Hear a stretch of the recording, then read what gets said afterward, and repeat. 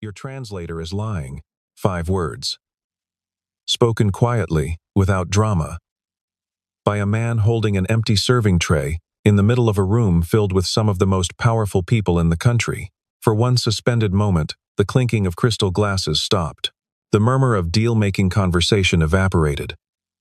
40 pairs of eyes swung toward a waiter, in a pressed black uniform standing at the edge of the VIP banquet floor, and the silence that followed was the kind that only happens when something unspeakable has just been said out loud. He was nobody. He was a server. He carried plates of braised duck and poured sparkling water into glasses that cost more than his monthly rent. Nobody in that room had looked at his face all evening, but in that single sentence, Ethan Cole had just made himself impossible to ignore, and what came next would change every life in that room, including his own. The Whitmore Grand had been hosting events like this for over 3 decades. It sat in the financial district like a monument to old money and quiet influence. Its marble lobby polished so smooth it reflected the chandeliers above, like still water. On the evening of the 14th of November, the hotel's main ballroom had been transformed for a private investment summit. White linens on every table, floral arrangements that cost more than most people spent on groceries in a month, and a guest list that read like a who's who of international finance. Ethan had worked this kind of event before. He knew the choreography: move smoothly, stay invisible, refill before anyone noticed the glass was empty, and never, under any circumstances, make eye contact with the principals unless directly addressed. That was the code. The servers were furniture that could carry things, and everyone in the room understood that arrangement perfectly, including Ethan.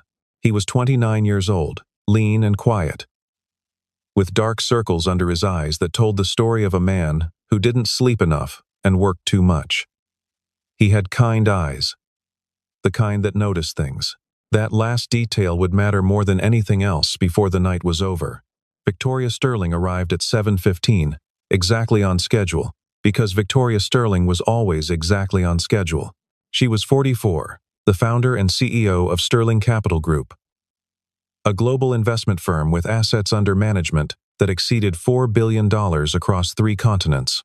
She wore a charcoal gray dress that was understated in exactly the way that only the truly wealthy could manage. No logos, no obvious jewelry, nothing that announced her net worth except the absolute confidence with which she moved through a room. People stepped aside for her without being asked. Conversations paused when she approached. She had built her empire through a combination of ruthless analysis, impeccable timing, and an almost preternatural ability to read people. She was not warm exactly. She was precise. She was the kind of person who shook hands firmly and remembered every name, not out of social grace, but because information was always useful. She had grown her company from a 2-person advisory firm into a multinational powerhouse in under 15 years, and she had done it largely by trusting very few people completely. She had been burned twice in her career by misplaced trust, once by a CFO who had obscured losses in a subsidiary for 14 months, and once by a strategic partner who had shared proprietary models with a competitor. Both times, she had rebuilt, without complaint, and absorbed the lesson. She was not naive, and she was not careless. Tonight, the trust she had placed in one person in particular was about to be tested in a way she had not anticipated, and would not have believed was possible. The room itself contributed to the illusion of security. The Whitmore Grand's ballroom was designed, deliberately and expensively, to make the people inside it feel that they were in a world apart, a world of controlled outcomes and predictable variables, where the right preparation produced the right results. The lighting was warm without being soft. The acoustics were calibrated to allow conversation at tables without carrying it to adjacent ones. The staff moved in choreographed silence, trained to anticipate needs rather than respond to requests, so that the room seemed to run on its own momentum. It was an environment engineered to project the impression that everything was under control. For the people at the VIP table that evening, that impression was almost entirely accurate. Almost. The one variable that neither the room nor its careful architects had accounted for was a waiter in the 3rd row of the perimeter service circuit who happened to have spent the better part of his 20s learning to understand exactly what was being said at that table in a language nobody else present could follow. The foreign delegation had arrived an hour earlier. 4 men representing a consortium of Asian investment partners, a group that had been in preliminary discussions with Sterling Capital for 8 months. The deal on the table was substantial, a cross-border strategic partnership that would give Sterling Capital access to emerging markets in Southeast Asia, while providing the consortium's parent companies with equity stakes in 3 of Victoria's flagship North American portfolio companies.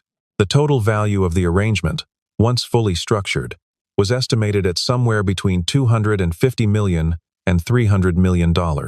It was the largest single transaction Victoria had pursued in 5 years. And it was the reason she had flown back from London 3 days early. The paperwork had been reviewed by 4 different legal teams across 2 jurisdictions. Every detail, she believed, had been accounted for. The only variable left was the final verbal confirmation of terms before the signing ceremony, scheduled for 9 o'clock.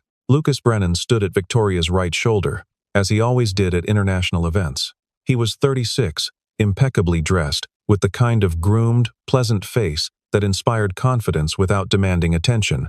He had been Victoria's personal interpreter for 3 years, specializing in Mandarin and 2 regional dialects that were relevant to the consortium's representatives. He had an impressive academic background, spoke 4 languages by his own account, and had navigated dozens of high-stakes negotiations without incident. Victoria trusted him implicitly. She had never had a reason not to. He was efficient, professional, and had a gift for making complex linguistic exchanges feel seamless, a quality that was genuinely rare and genuinely valuable in the kind of international deal-making Victoria's firm depended on. She had recommended him to 2 colleagues. She had given him a significant bonus the previous December. He was, as far as she was concerned, one of the most reliable members of her extended professional circle. Ethan, carrying a tray of appetizers along the perimeter of the VIP section, passed within 15 feet of the main negotiating table at 7:42. He wasn't trying to listen. He was doing his job, but his ears were tuned, out of old habit, to the cadence of the language the foreign delegates were speaking among themselves, and something he overheard, a phrase exchanged between 2 of the consortium representatives, while Lucas was translating a separate point to Victoria, caught his attention. The way a wrong note catches a musician's ear. He nearly stopped walking. He made himself keep going. He told himself he had misheard. He told himself it was none of his business. He told himself a lot of things in the next 20 minutes, and none of them held. The ballroom hummed with the energy of a deal close to closing. Waitstaff moved in practiced silence between the tables of secondary guests, fund managers, legal advisors, publicists, financial journalists who had been invited to witness the announcement portion of the evening. Ethan returned to the service corridor, set down his tray, and stood for a moment with his back against the wall. He pressed his palms flat against the cool plaster and breathed slowly. What he had heard was not ambiguous. That was the problem. He had spent 4 years studying the language formally, and another 3 working in an environment where he used it daily. His fluency was not perfect, but it was more than sufficient to catch what he had caught. The phrase one of the consortium men had murmured to another, a quick, low exchange that Lucas had not translated or even acknowledged, was not a pleasantry. It was not small talk. It was something that, if Ethan had understood it correctly, meant that at least one critical element of what Lucas was telling Victoria was not what the other side was actually saying. He went back out onto the floor. He needed to hear more before he could be certain. Over the next 40 minutes, Ethan manufactured reasons to be near the VIP table. He refilled water glasses. He replaced a bread basket that didn't need replacing. He circled the perimeter of the room with a bottle of still water, moving slowly, pausing at adjacent tables, keeping his face neutral and his ears open. The more he heard, the colder the feeling in his stomach became. Lucas was not making random translation errors. The deviations were consistent, deliberate, and directional. Whenever the consortium representatives discussed the governance structure of the proposed partnership, specifically the provisions relating to board representation and veto rights, the version that Lucas delivered to Victoria was noticeably different from what was actually being said. The foreign delegation was not proposing equal partnership terms. They were describing an arrangement that would, in practice, transfer significant decision-making authority from Victoria to their side of the table, and Lucas was rendering this as something much more benign, much more balanced, much more acceptable to a woman who prided herself on never accepting a deal that wasn't fair. At one point, a senior member of the delegation said something that Ethan translated in his own head with disturbing clarity. "The American woman doesn't understand what she's agreeing to." Lucas translated the same sentence to Victoria as a compliment about her firm's reputation in the region. Ethan set down his water bottle on a side table and stared at the floor for a moment. He had heard enough. He had more than enough. The question was what to do with it. There is a particular kind of internal negotiation that happens when an ordinary person finds themselves holding extraordinary information. It is not simple. It is not heroic. It is, in most cases, deeply uncomfortable, because the right thing to do and the safe thing to do are pointing in opposite directions, and the person standing at that crossroads has to make a decision that will have consequences either way. Ethan stood in that corridor for 60 seconds that felt like 20 minutes, and he ran the calculation honestly. He was a hotel waiter. He had no credentials, no authority, no standing in that room beyond his ability to carry things. If he spoke up and was wrong, or even if he was right but couldn't prove it, he would lose his job tonight. The Whitmore Grand did not employ people who disrupted VIP events. His manager, a precise, humorless man named Conrad, had made that abundantly clear during orientation. Beyond the job, there was the practical question of being believed. A man in a waiter's uniform accusing a credentialed professional interpreter of deliberate mistranslation in the middle of a $300 million negotiation was not, on its face, a credible scenario. He knew that. He knew exactly how it would look, and how it would be received. And he had no illusions about the way the room would react. None of that changed what he had heard, and none of it changed what would happen to Victoria Sterling if nobody said anything. Ethan's background was not a secret, exactly. It was simply irrelevant to anyone who had ever hired him as a server. He had studied East Asian languages at university on a partial academic scholarship, graduating with honors at 22. He had gone on to work as a junior analyst at an international trade consulting firm, where his language skills made him genuinely valuable, and where he had been, by all internal assessments, on a trajectory toward a career that had nothing to do with catering. He had been good at that work, not brilliant in the way that generates headlines, but reliable, precise, and genuinely curious about the cultures embedded in the languages he used, a quality his early supervisors had noted as unusual and worth developing. He had traveled twice on behalf of the firm to conduct on-site assessments of prospective trade partnerships, and both trips had gone well. He was, in the quiet language of performance reviews, a consistent and significant asset to cross-border operations. He had been 25 years old and on the verge of a promotion when everything had changed. Then his wife had gotten sick. The illness came quickly, the way those things sometimes do, and the treatment was expensive, and the months that followed were a blur of hospital rooms and insurance calls and borrowed money and the kind of exhaustion that doesn't go away even when you sleep. His wife survived. That was the part that mattered most, and the part Ethan had never been anything but grateful for. But the career had not survived with her. By the time she was in remission and they had rebuilt enough stability to breathe again, Ethan had been out of his professional field for over 2 years, and his daughter was 3 years old, and the practical reality of their finances meant that the most immediate priority was a job that paid steadily and immediately, not one that required re-entry into a competitive specialized field. So he had taken the serving job as a temporary measure. That was 18 months ago. The temporary measure had not yet found its exit. He was good at the work, efficient, observant, invisible in the way the job required, and it paid the rent. And he told himself he would figure out the rest eventually. He had not yet figured out the rest. His former colleagues had moved on and upward, and the distance between where he was and where he might have been had grown to the point where he had mostly stopped measuring it. But tonight, standing in the corridor of the Whitmore Grand, with the sound of deliberate mistranslation still echoing in his memory, the particular combination of skills he had spent years acquiring had aligned with a specific moment in a way that felt less like coincidence and more like a question being asked of him directly. What are you going to do with what you know? He went back out onto the floor and tried the professional route first, because he was a reasonable person and he understood that institutions have structures. He approached a senior colleague near the service station and asked quietly how one would go about getting a message to a VIP guest without going through the official event coordinator. His colleague looked at him with the expression of someone who had just been asked a very strange question by someone who should know better. "You don't," his colleague said. "That's not how this works." Ethan nodded and walked away. He considered going to Conrad directly, then dismissed it. Conrad's entire professional identity was built around events running smoothly. And smoothly meant, above all, that the waitstaff did not make contact with VIP principals unless invited. Conrad would not help him.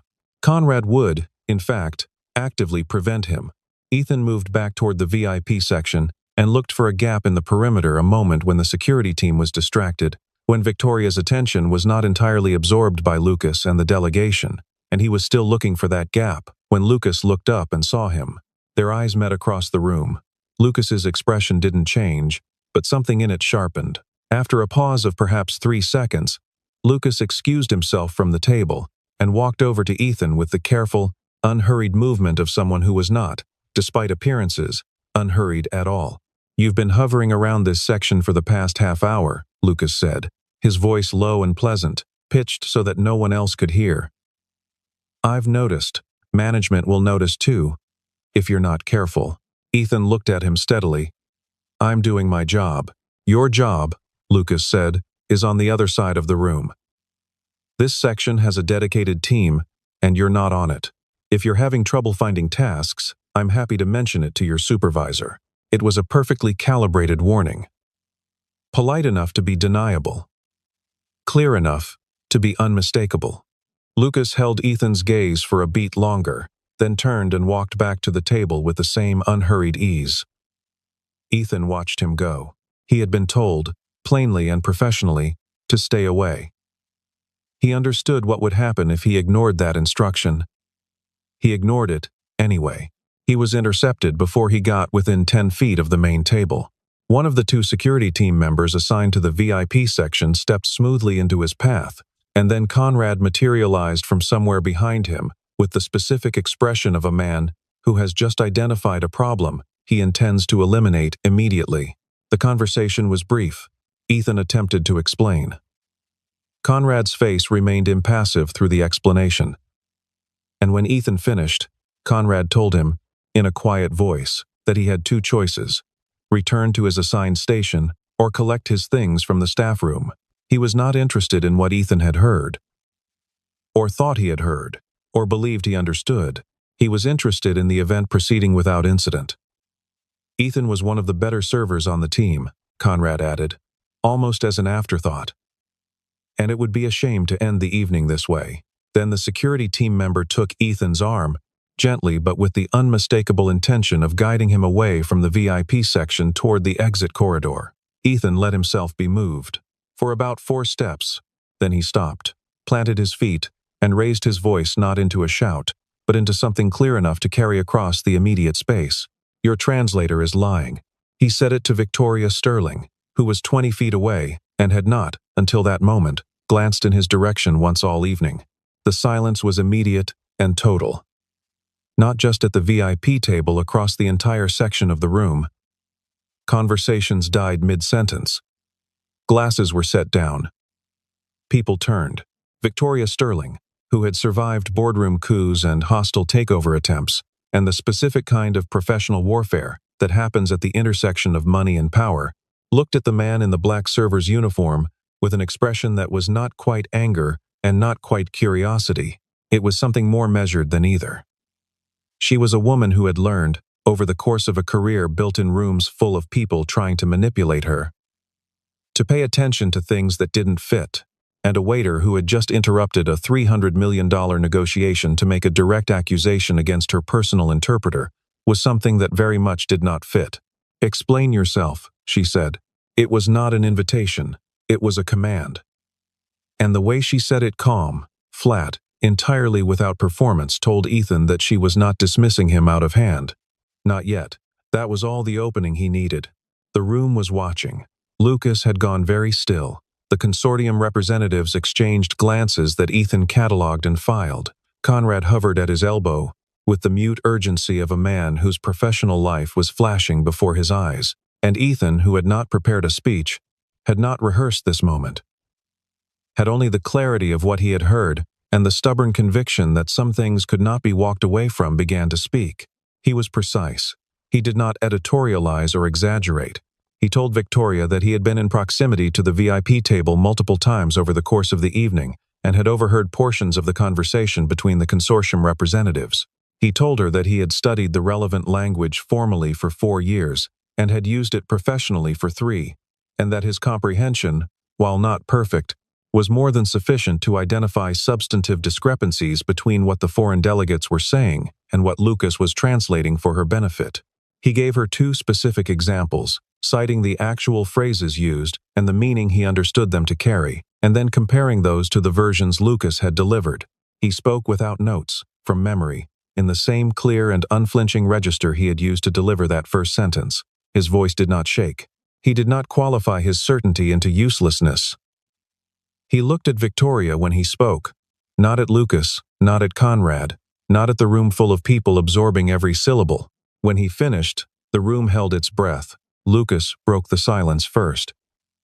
He was composed in a way that, under other circumstances, might have been convincing.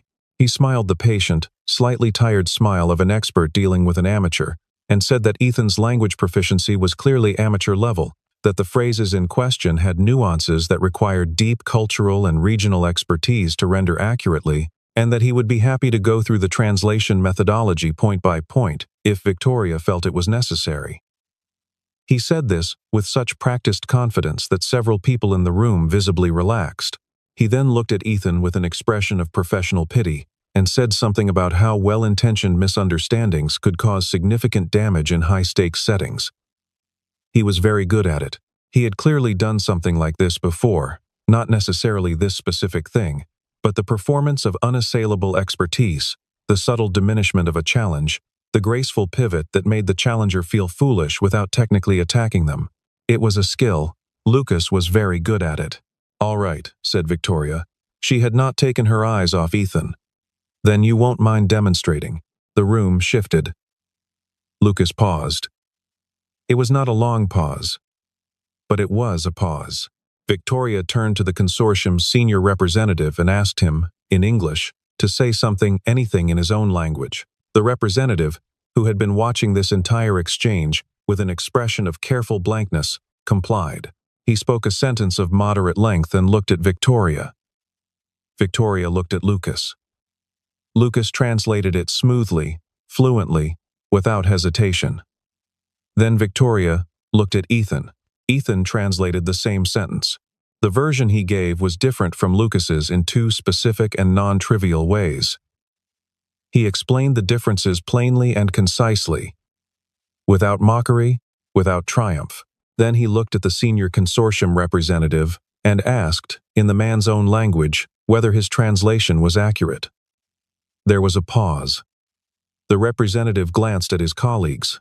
Something passed between them, a brief, wordless communication of the kind that only happens between people who have just realized that a very significant error in their planning has just become visible. And then the representative, who had been watching this scene unfold with the expression of a man who has been playing poker and has just realized the other player can see his cards, nodded.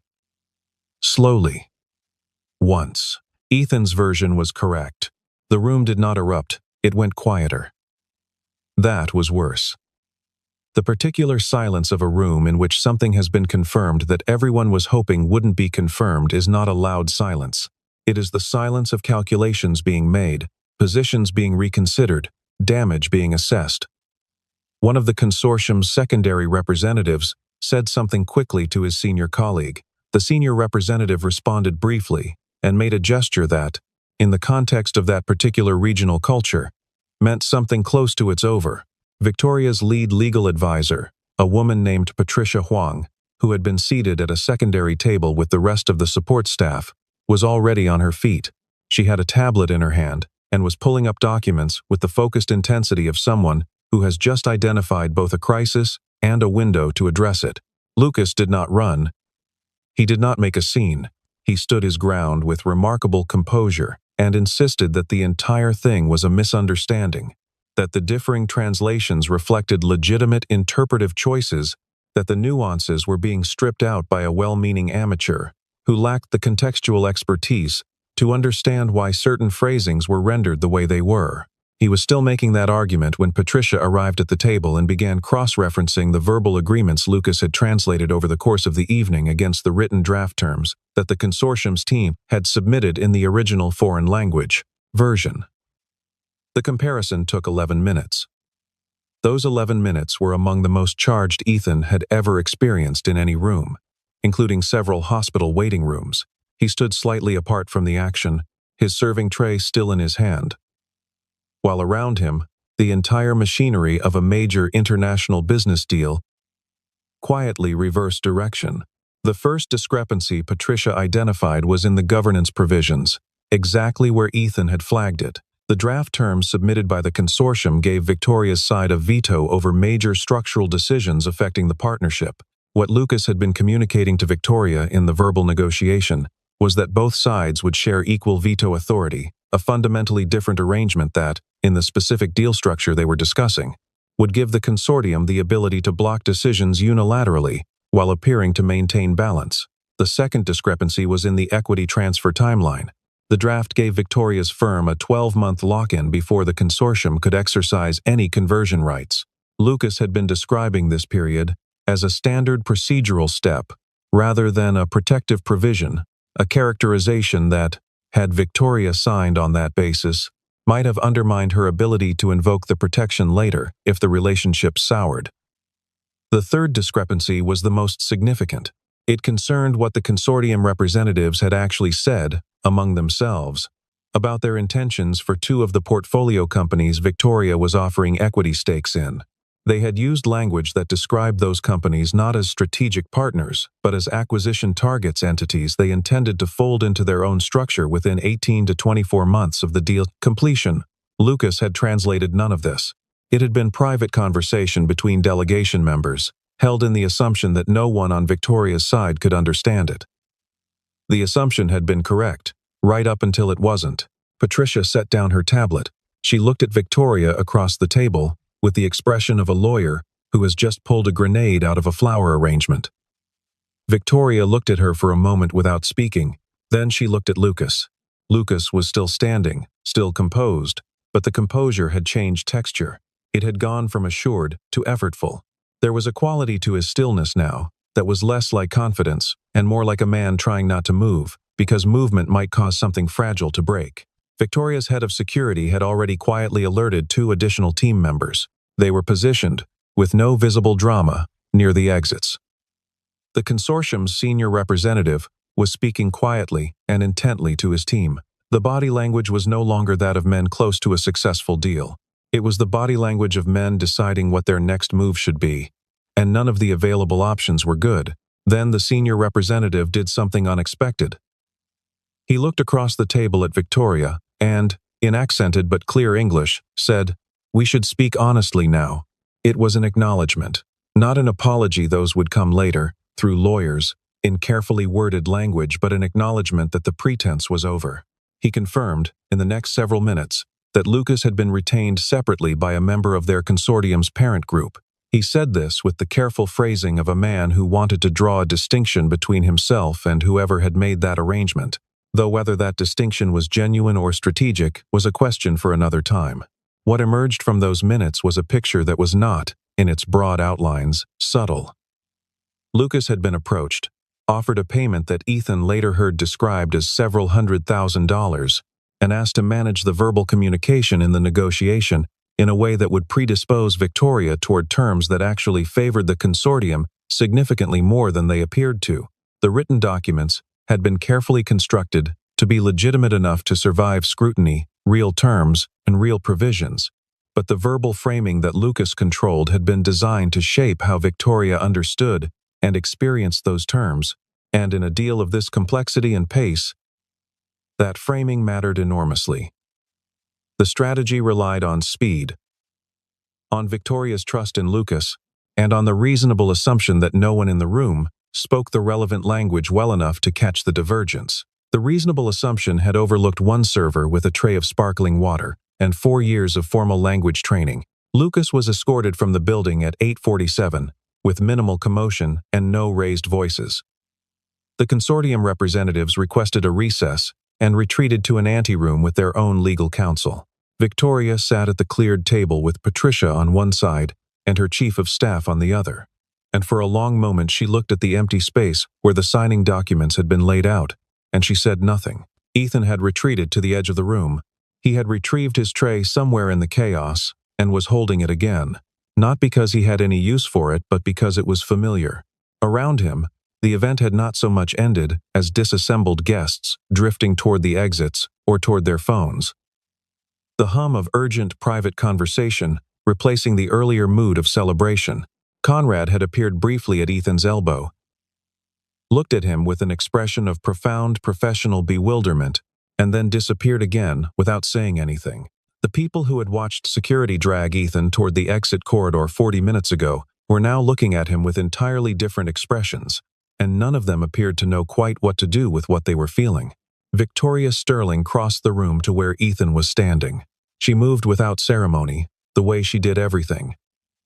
And she stopped in front of him and looked at him directly in the way she had not, until that evening, ever looked at a member of the serving staff. "Who are you?" she said. Actually, it was not a hostile question. It was a genuine one, asked by a woman who had just discovered that the map she thought she had of the room was missing a very significant landmark. Ethan met her gaze. He was tired. The adrenaline of the last hour was beginning to drain, leaving behind the familiar fatigue of a man who had been on his feet since 2 in the afternoon. He thought about how to answer the question, and then he answered it honestly. He told her his name. He told her what he had studied, and where, and why he had been good at it. He told her, without excessive detail, what had happened to redirect his life away from that path: the illness, the bills, the priority of stability over ambition for the past 18 months. He told her that he was not looking for anything from her, and that he had not acted that evening with any expectation of reward or recognition. He had acted because he had been in the room, and he had heard what he heard, and he had found, at the moment of decision, that he was constitutionally incapable of pretending otherwise. He said all of this in a straightforward way, without performance, and then he stopped talking. Victoria listened to all of it. When he finished, she was quiet for a moment, the specific quiet of someone processing information rather than formulating a polite response. She looked at him the way she looked at balance sheets, not to find what she wanted to see, but to understand what was actually there. Then she said, "Your judgment tonight cost you your job, and saved me something I would not have recovered from easily." She paused. "That's the kind of judgment I pay a great deal of money for, and almost never actually find." Ethan didn't respond immediately. "I'm not offering you charity," she said, reading something in his silence. "I'm offering you a position, international advisory, language and cultural analysis, with a focus on cross-border deal integrity. The role exists because tonight has shown me it needed to exist." The salary, as she named a number that was, in the quiet understatement of the way she said it, substantially more than Ethan had made in the previous 3 years combined. "I expect you to think about it and give me an informed answer. I don't want a decision made in the heat of an evening." She handed him a business card, plain, cream-colored, with only her name and a direct number. Then she walked back toward her legal team and the conversation she was not finished having with the consortium's representatives, and the considerable work of restructuring what remained of the evening's agenda. Ethan looked at the card for a moment. Then he put it in his breast pocket, next to his heart, not for any symbolic reason, but because it was the only pocket in his uniform that closed securely. He stood there for another minute, alone in the way that people are alone in crowded rooms, and he thought about his daughter, who was 3 years old and currently being watched by his neighbor Mrs. Garvey, and who he would be home to see before midnight if the bus ran on time. He thought about the months ahead and the months behind, and the particular sensation of a door swinging open in a wall you had stopped expecting to have doors in it. He was still standing there when one of the other servers, a young woman named Kayla who had been working alongside him for 6 months and had watched the entire evening unfold from the service corridor, came over and stood beside him. She didn't say anything for a moment.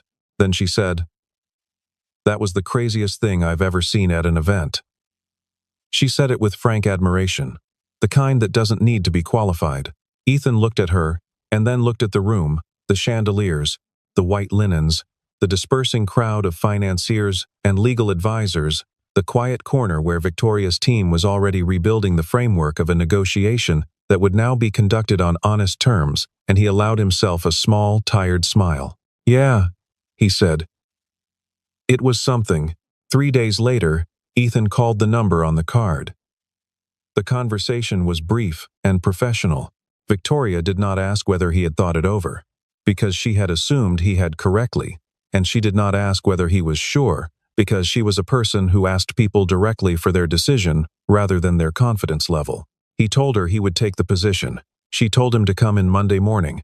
And then she said one more thing before hanging up. She said that she had consulted with Patricia about the legal dimensions of what had happened, and that the consortium's parent group was already facing inquiries from multiple directions as a result of the evening's disclosures. She said this not as reassurance, but as information. Ethan appreciated the distinction. Then she said good night, and the call ended. And he sat in his small kitchen, with the phone in his hand, and the quiet of the apartment around him, and he thought about first days and second chances, and the strange, non-linear way that a life could redraw itself without warning. The weeks that followed were not a fairy tale. They were a transition, which is less clean and more complicated, and considerably more real. Ethan had to manage the gap between his last paycheck from the Whitmore Grand and his first paycheck from Sterling Capital. He had to find appropriate work clothes, because his wardrobe was built for a different version of his professional life. He had to relearn, and in some cases simply learn for the first time, the particular rhythms and expectations of working at the level of a company like Victoria's. The pace was different from anything he had experienced before, faster in some ways than the consulting work he had done earlier, but also more patient in specific areas, because at this scale, the cost of errors was large enough to justify deliberation.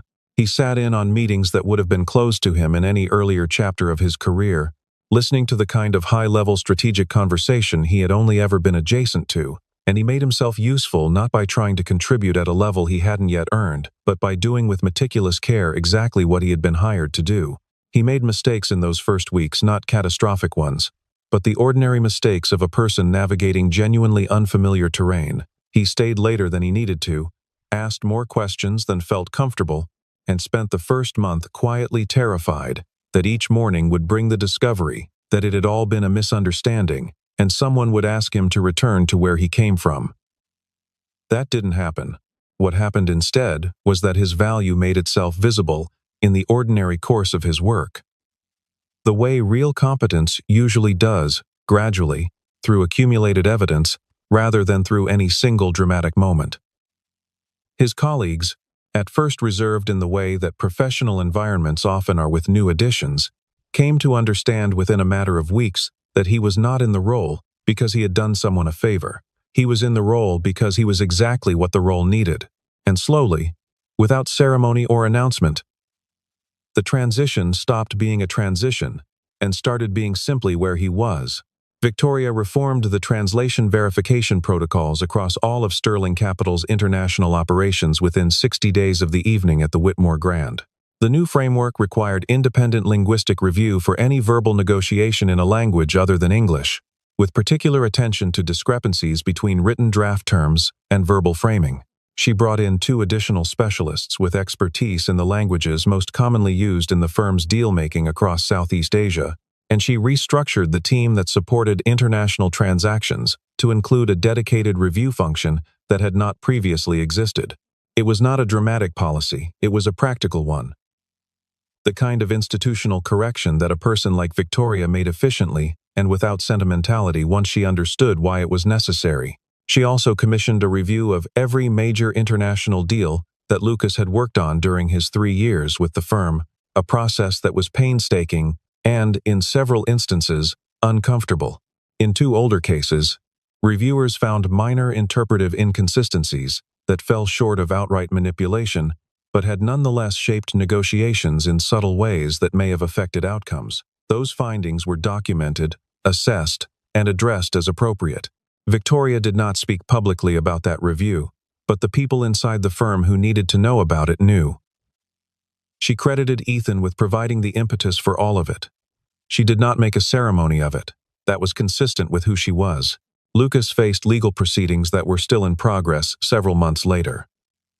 The consortium's deal was renegotiated from the beginning, with a different lead partner, under terms that reflected the actual balance of the proposed arrangement, rather than the manipulated version. Several of the original consortium representatives chose not to participate in the restructured process. The ones who did found Victoria a considerably more rigorous counterpart than she might have been, had the original evening proceeded as planned. The final deal that emerged from those new negotiations was smaller in headline value but structurally sounder. And Victoria said, in a later conversation with Patricia, that she preferred it that way. At the company's year-end conference, a formal gathering of Sterling Capital's senior staff and advisory team, held in a hotel that was, in an irony that nobody quite missed, very similar to the Whitmore Grand Victoria, stood at the podium in the main conference room and gave an address that was largely about the firm's strategic direction for the coming year. Toward the end, she paused, and she said something that was not in her prepared remarks, because Victoria Sterling almost never deviated from her prepared remarks, and the fact that she was doing so now gave it a particular weight. She said that the previous year had included a moment that had materially altered the firm's understanding of its own vulnerabilities, and that the response to that moment had required a specific combination of knowledge, character, and personal courage. She said that the person who had provided all three of those things in the space of one evening was not a director, not a lawyer, not a senior advisor, and had not been, at the time, any kind of professional colleague. She said that the person who had saved the company from a serious and potentially irreversible mistake was someone that everyone in that room, including her, had walked past without a second glance, and that this fact said something important, not only about that evening, but about the assumptions all of them carried into every room they entered about who, in any given space, was worth paying attention to. Ethan was in the third row. He was wearing a suit that fit properly, now dark navy, nothing remarkable, and his badge read, Advisory Specialist, International Operations, which was still not a title that described what he actually did but was the closest available approximation. When Victoria finished speaking, the room came to its feet, and the applause was the kind that comes from people who are clapping not because they are supposed to, but because something true has just been said in a room where true things are not always easy to say. Ethan stood with them and looked at his hands and felt the particular mix of gratitude and embarrassment and something else, something harder to name that comes when a story you have lived privately suddenly becomes visible, a room full of strangers. It was not entirely comfortable. He was not a person who sought this kind of attention, and he had not spent the months since that November evening building toward a moment like this one. He had spent those months doing his job. He had sat in review sessions and pre-deal briefings and post-negotiation debriefs, and he had done the thing he had always been able to do: listen carefully, translate accurately, notice when something didn't match, and he had done it without the weight of a uniform that people looked through rather than at. That had taken some adjustment. Not the absence of the uniform, but the presence of being seen. It was, he found, its own kind of pressure. It was also, he found, manageable.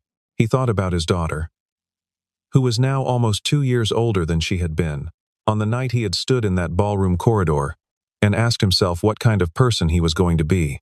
She was in school now. She had learned to read 3 months ahead of the expected schedule, and she had recently developed an intense interest in dinosaurs that she pursued with the kind of single-minded focus that made Ethan suspect she had inherited something from both of her parents. He thought about the answer he had given, standing there alone, before he ever opened his mouth to anyone else. He had not chosen to be brave in any grand or calculated sense. He had simply found, in the moment, that walking away was not something he was able to do. And it turned out, sometimes, that was enough. That was more than enough. That was, in fact, everything. There is a kind of person that most rooms do not see clearly, not because they are invisible in any literal sense, but because the way a room is structured, who stands at the center, who holds the microphone, whose name appears on the program, teaches everyone in it to look in certain directions and not others. This is not cruelty, most of the time. It is habit. It is the accumulated weight of assumptions about where value lives and what it looks like when it walks in the door. Those assumptions are wrong with a regularity that should give everyone pause, and they are corrected, when they are corrected at all, usually in moments of crisis rather than in the ordinary course of things. The extraordinary is sometimes required to make visible what should always have been plain. A $300 million negotiation. A room full of powerful people, a server with a tray, and 4 years of language training and the stubborn, inconvenient conviction that some things cannot be walked away from. The outcome was not a miracle. It was the ordinary result of paying attention to the right things at the right time, and of refusing, when the moment came, to treat silence as the same thing as safety. Ethan Cole did not change the world on the night of the 14th of November. He changed a deal. He changed a company. He changed his own life, and the lives of his daughter and his wife, quietly, without fanfare, the way most lives actually change, not in a single headline moment, but in the accumulation of smaller decisions that point, collectively, in a direction worth going. And he reminded every person in that room, whether they admitted it or not, that the person most worth listening to is not always the person with the most impressive title. Sometimes it's the person everyone else stopped looking at. The value was always there, patient and unhurried, waiting for the precise moment when the room would finally have to reckon with it. It took a 15-foot serving circuit and a man who refused to treat his own silence as a virtue. And that, more than anything, is the detail worth remembering when you walk into the next room and start deciding who in it is worth your attention. Look again. Look more carefully. The person you are overlooking may be the only person in the room who actually knows what is happening.